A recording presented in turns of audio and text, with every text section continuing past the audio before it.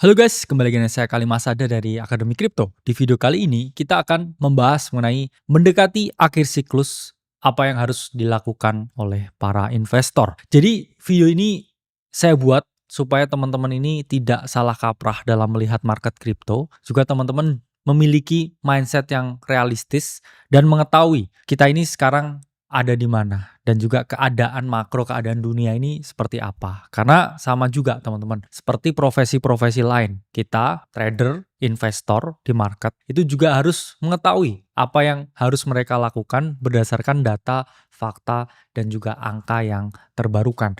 Jadi di sini saya bukan seorang penasihat keuangan, tapi saya hanya membagikan ya data, fakta, dan angka melalui versi saya pribadi, yang mana saya berharap itu bermanfaat untuk teman-teman semuanya. Teman-teman harus paham bahwa crypto market atau pasar kripto itu selalu bergerak sesuai dengan siklus. Mungkin di luar sana sedikit sekali orang-orang yang saya bilang ya punya kepentingan tapi menjelaskan hal ini. Mereka ini selalu memiliki mindset, selalu memiliki pemikiran, selalu memiliki angan-angan yang disampaikan ini dengan ekspektasi yang terlalu tinggi. Namun ya kita di sini menyampaikan dengan realistis bahwa di kripto itu ada masa-masa indah atau bull market atau keadaan di mana semua harga ini mengalami kenaikan. Ada juga fase di mana harga-harga ini cenderung mengalami yang namanya penurunan. Itu disebut juga dengan crypto winter atau bear market. Karena 3 tahun terakhir ini kita mengalami yang namanya siklus kenaikan atau bull market sehingga setiap dip, setiap koreksi itu harganya akan selalu naik lagi. Tapi nanti ketika fase bear market ya, ketika harga itu mengalami koreksi, itu akan terus mengalami koreksi lagi meskipun dia mengalami kenaikan yang kecil. Karena market kripto, teman-teman, itu bergerak sesuai dengan siklus atau market yang sangat cyclical. Nah, kalau kita melihat ya, ini data dari Caleb and Brown, teman-teman bisa melihat nih di sini bahwa crypto market itu nggak selalu naik terus, tapi ada fase yang di sini kita ngomong merah, yaitu adalah fase penurunan. Jadi kalau menurut data ya dari Caleb and Brown, ini dia membagi 4 ya fase di kripto. Ada akumulasi, ada growth, ada bubble, ada crash juga. Nah, di sini ya fase-fase growth itu selalu diikuti dengan bubble atau fase di mana harga ini mengalami kenaikan yang signifikan atau kenaikan yang parabolik. Kemudian sesuatu yang naik secara tinggi itu selalu diikuti dengan penurunan yang sangat signifikan. Di sini saya bikin video, saya nggak mau teman-teman ini terjebak dalam suatu tren yang salah alias membeli aset ya, atau Bitcoin ketika dia udah mendekati bubble dan bubble-nya akan crash atau bubble-nya akan pecah.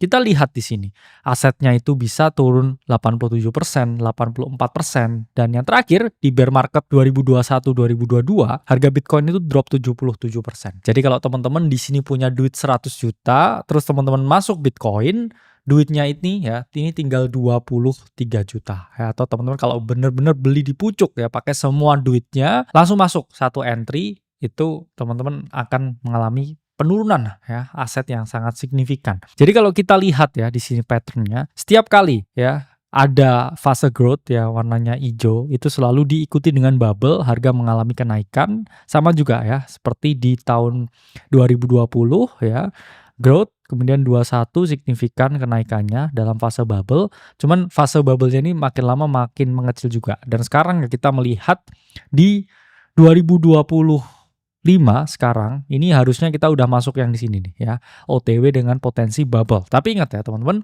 potensi bubble itu selalu diikuti dengan potensi crash. Sehingga mendekati puncak siklus atau mungkin ya harga ini bisa mengalami crash di suatu titik di akhir tahun ini atau di awal tahun depan. Apa yang dilakukan oleh para investor atau apa yang harus dilakukan oleh para investor? Pertama, teman-teman harus memiliki mindset yang realistis. Apa itu artinya mindset yang realistis?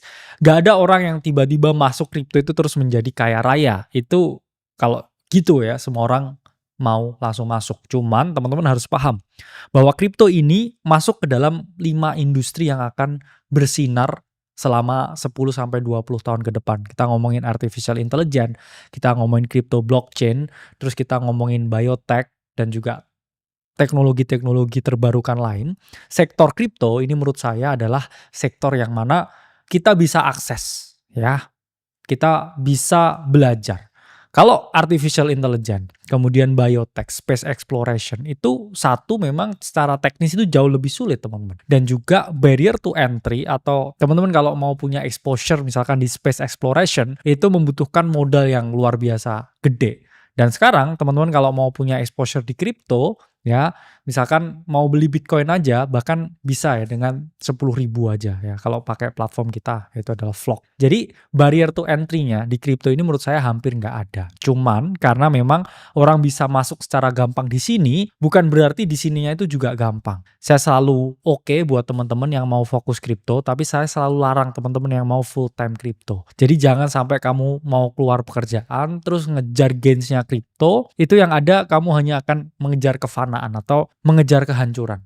Jadi kita harus memiliki mindset yang realistis. Apalagi di sini teman-teman yang udah ngikutin kita dari tahun 2022, dari tahun 2023 dan udah membeli Bitcoin ya dalam jumlah yang oke, pasti saya yakin sekarang kalian udah cuan ratusan persen. Pasti lebih dari 600%. Itu nggak ada salahnya ya kita melakukan yang namanya rebalancing atau kita menata kembali ya portofolio aset yang kita miliki. Saya di sini nggak bilang teman-teman, oke saya harus jual semuanya Bitcoin. Cuman ada suatu porsi ya di mana kita bisa mengatur berapa banyak sih kripto yang ada di portofolio kita, di duit kita. Kalau kita ngerasa udah kebanyakan dan kita udah grow-nya udah signifikan, udah ratusan persen, nggak ada salahnya ya melakukan yang namanya rebalancing. Itulah mengapa kita masuk ke poin yang nomor 2 adalah untuk investor pemula itu oke untuk melakukan dollar cost average atau DCA. Sementara mereka yang baru masuk itu haram hukumnya untuk melakukan lump sum. Apa itu DCA, apa itu lump sum, kita akan jelaskan. Nah, jadi teman-teman, kita ini ada di tahun ketiga di bull market.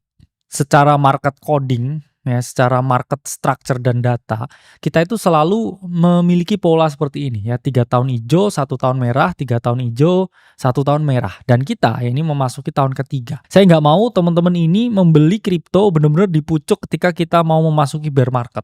Yang ada ya ada potensi drawdown sesuai dengan siklus-siklus sebelumnya 70-80% sampai 90%. Saya nggak bilang akan ada bear market dan juga aset turun 90% ya, tapi sesuai data sebelumnya crypto winter itu selalu ada. Mungkin ya nanti ketika adopsi udah tinggi ya kita berharapnya penurunan itu tidak sesignifikan itu. Tapi balik lagi teman-teman, selalu ada koreksi di market, selalu ada drawdown yang luar biasa gede. Yang mana saya nggak mau teman-teman ini masuk ke dalam waktu yang mana harga ini mau mengalami yang namanya drawdown. Saya nggak mau teman-teman melihat ya asetnya mengalami penurunan nilai. Dan untuk teman-teman yang baru masuk sekarang, saya bilang haram ya hukumnya untuk lump sum. Apa artinya lump sum? Lump sum ini teman-teman masuk dalam satu waktu aja. Misalkan punya duit 100 juta nih. Oke, kripto katanya mau naik sampai akhir tahun. Ya udahlah saya beli kripto sekarang dengan duit saya 100 juta. Gak ada jaminan ini bakal naik lagi sampai akhir tahun karena kita udah masuki fase ya bubble atau fase tahun ketiga. Sementara kita bisa melakukan yang namanya DCA atau dollar cost average dengan masuk secara bertahap perlahan, cuman ya kita harus memiliki mindset jangka panjang. Kalau teman-teman ngikutin live stream kita udah jelasin ya sesuai dengan data yang ada waktu itu dan kita sangat percaya diri untuk bilang bahwa bottom Bitcoin ya saat itu di 76.000. Kita melakukan pembelian dan kalau teman-teman beli ya Bitcoin dari 76.000 ke 110.000 ini udah naik lebih dari 50%. Bayangkan teman-teman, kalau itu teman-teman melakukan lump sum yang strateginya punya duit 100 juta, sekarang udah jadi 150-an juta ya. Jadi nggak ada salahnya ya untuk melakukan yang namanya take profit. Jadi lump sum itu ya, ini seperti ini.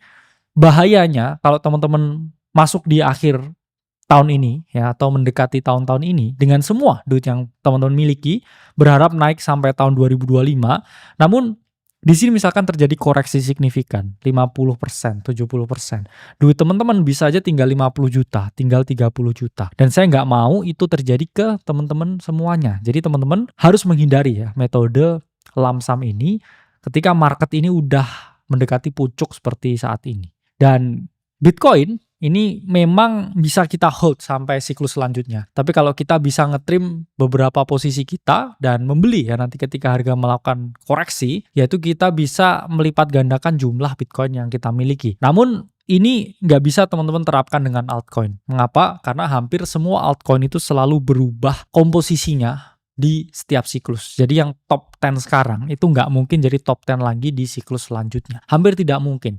Itulah mengapa saya ngomong kalau sampai akhir tahun ini ya, teman-teman posisi altcoinnya lebih baik di take profit semuanya. Kecuali ya itu Bitcoin ya. Kalau Bitcoin tuh nggak apa-apa. Tapi kalau altcoin lain, not financial advice, tapi saya rasa mengurangi exposure di altcoin itu bisa menjadi cara ya yang bisa kita lakukan.